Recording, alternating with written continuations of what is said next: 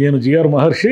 చంద్రబాబు నాయుడు గారు అదానీ ముడుపులపైన స్పందిస్తూ తప్పు చేసిన వారిని ఎవరిని వదిలిపెట్టేది లేదు, జగన్ రాష్ట్ర ప్రభుత్వానికి మసక తెచ్చాడు, ఈ ప్రతిష్టకు మసక తెచ్చారు.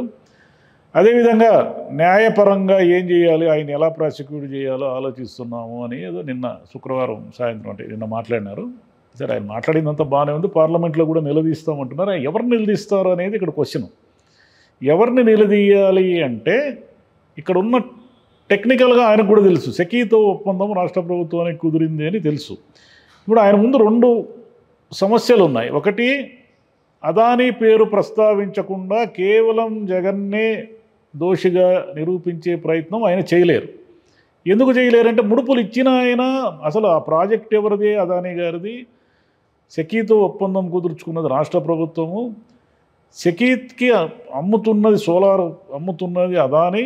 కాబట్టి ఈ అదానీ అనే మాట వరుడు లేకుండా కేవలం జగన్ గురించే, జగన్ గారి గురించే వీళ్ళు మాట్లాడుతూ ఉండడం అనేది చాలా ఆశ్చర్యంగా, హాస్యాస్పదంగా కూడా ఉంది. ఆయనకి ఏమిటంటే ఇంకోటి కూడా అడిగారు ఆయన్ని, సెకీతో ఒప్పందం రద్దు చేసుకుంటారా మీరు అంటే దాని మీద ఆయన స్పష్టంగా సమాధానం చెప్పలేదు. అవును, గత ప్రభుత్వ హయాంలో సెకీతో చేసుకున్న ఒప్పందం వల్ల రాష్ట్ర ప్రజలకు విపరీతమైన భారం పడుతుంది అని మీరే అంటున్నారు. కాబట్టి ఇప్పటికైనా ఏముంది, ఇప్పుడు మీకు ఒప్పందం రద్దు చేసుకునే దిశగా కూడా ఆలోచించవచ్చు కదా, మీరు ఆ భారాన్ని తప్పించవచ్చు కదా. ఆయన కొన్నాడు, ఆయన ఎక్కువ ధరకు కొన్నాడు, 1750 కోట్ల రూపాయలు డబ్బులు తీసేసుకొని ఎక్కువ ధరకు కొన్నాడు అనేది అభియోగమైనప్పుడు మీరు వెంటనే దాన్ని, ఆ ఒప్పందాన్ని రద్దు చేసుకునే దిశగా ఆలోచించాలి కదా. అట్లా ఆలోచించేది ఏం లేదు. ఇప్పుడు చంద్రబాబు గారికి ఏమిటంటే ఆయన గట్టిగా అదానీని అనలేరు. ఎందుకు అనలేరు అంటే మోదీ గారికి కోపం వస్తుంది. మోదీ గారికి సంబంధించి ఆయన అదానీ చాలా సన్నిహితుడు అనేది దేశమంతా తెలుసు, కొత్తగా మనం ఏం చెప్పక్కర్లేదు.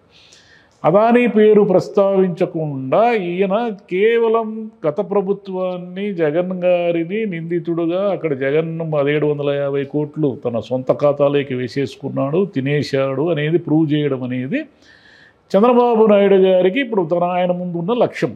అది ఎలా అనేది అందరికీ ఆలోచించే ప్రశ్న. ఎందుకంటే మీరు యుద్ధం చేయాల్సింది ఎవరి మీద, పార్లమెంట్లో మీరు ఎవరిని నిలదీయాలి. అదానీ అనే ఆయన అన్ని రాష్ట్ర ప్రభుత్వాలకి ముడుపులు ఇచ్చి సోలార్ని అధిక ధరలకు అంటగట్టాడు. ఆయనకు $1 బిలియన్ లాభాలని తీసుకోవడానికి గాను ఈ రాష్ట్ర ప్రభుత్వాల మీద నెత్తిన భారం మోపాడు. ఇది ఆయా రాష్ట్ర ప్రభుత్వాలకు సంబంధించిన ప్రజలకు భారం అని మీరు పార్లమెంట్లో నిలదీయాల్సి ఉంటుంది. బీజేపీకి నొప్పి తగలకుండా, బీజేపీకి ఏమీ ఇబ్బంది లేకుండా ఈ ప్రశ్నలు ఎలా లేవనెత్తారు అంటే గత రాష్ట్ర ప్రభుత్వాన్ని, జగన్ గారిను ప్రాసిక్యూట్ చేయమని మీరు ఎలా అడుగుతారంటే అదానీ పేరు లేకుండా అడగడానికి వీల్లేదు. ఎందుకంటే ప్రాసిక్యూట్ చేస్తే మొదట అదానీ గారినే చేయాలి. అదానీ గారిని చేసిన తర్వాతే నెక్స్ట్ స్టెప్ ఇక్కడికి వస్తారు. ఇక్కడికి రాకుండా ఇవన్నీ మాత్రమే ప్రాసిక్యూట్ చేయమని దాంట్లో అసలు ఒప్పందం ఎవరి మధ్య, రాష్ట్ర ప్రభుత్వానికి సెకీ మధ్య. అదానీతో ఈ రాష్ట్ర ప్రభుత్వానికి ఎలాంటి ఒప్పందం లేదు. ఎలాంటి ఒప్పందం లేని అదానీని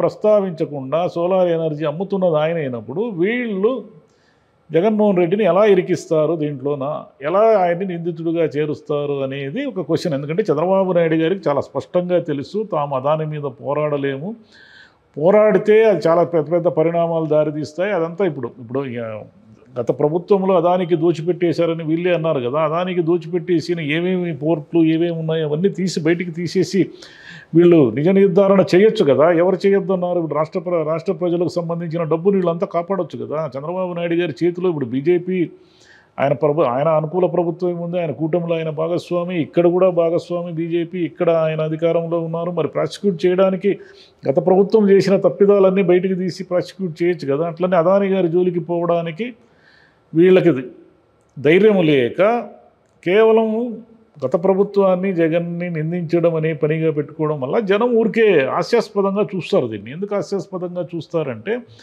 మీరు అధికారంలోకి వచ్చి 6 నెలలు అయింది. 6 నెలల నుంచి చెప్తున్నారు మద్యంలో 1000 కోట్లు జరిగింది, మైనింగ్లో 1000 కోట్లు తినేశారు, ఇసుకలో 1000 కోట్లు తినేశారు, ఆ భూములు తినేశారు, ఈ భూములు తినేశారు అని చెప్తూనే ఉన్నారు 6 నెలల నుంచి. మరి 6 నెలల నుంచి మీరు ఏది ప్రూవ్ చేశారు, దేన్ని నిర్ధారణ చేశారంటే జనం ముందు ఏమీ కనపడడం లేదు. మీరు ఎప్పుడైనా మీకు సంబంధించిన ఏమైనా పథకాలు ఇతకాలు ఏమైనా అడుగుతారు, జనం అని డౌట్ వచ్చినప్పుడల్లా ఇటాడు తోడు తీసి దీని మీద యుద్ధం చేస్తూ ఉంటారు. అంటే మా ఫోకస్ అంతా దాని మీద పోయేటట్లు. మీరు నిజ నిర్ధారణ చేసి గత ప్రభుత్వం అవినీతికి పాల్పడి ఉంటే దాన్ని వెలికి తీసి దాంట్లో ఎవరికి ఏమీ ఇబ్బంది లేదు. మీరు వెలికి తీసి ప్రజల డబ్బును కాపాడితే అది అంతకంటే కావాల్సింది ఏముంది. మీరు నిజంగా 1750 కోట్లు చేతులు మారి ఉంటే మీరు ఆ డబ్బునంతా తీసుకొచ్చి మళ్ళీ రాష్ట్ర ప్రభుత్వానికి జమ చేస్తే అంతకంటే ఆనందం ఏముండదు. మీరు కరెంట్ ఛార్జీలు తగ్గించండి, ఆ డబ్బంతా తెచ్చి. ఎవరికి ఏమి ఇబ్బంది ఉంది? ఇదేమీ లేకుండా అసలు నేరం చేసింది అదానీ అయితే అదానీ మీద పోరాడకుండా, అదానీ పేరే ప్రస్తావించకుండా, అదానీని ఏమీ ప్రశ్నించకుండా మీరు పార్లమెంట్లో కానీ ఇక్కడ రాష్ట్ర ప్రభుత్వం అసెంబ్లీలో కానీ ఇవన్నీ కూడా మీరు ఈ కేసు గురించి ఎలా మాట్లాడతారనేది ఇప్పుడు జనం ప్రశ్నిస్తున్నారు చంద్రబాబు నాయుడు గారు. మరి ఆయనే సమాధానం చెప్పాలి. Thank you.